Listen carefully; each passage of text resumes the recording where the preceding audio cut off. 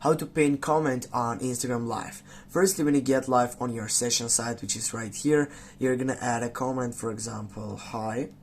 And now if you want to pin that comment, you need to tap and hold on that comment section right from here. As you can see, in this case, if you go at another side of a comment,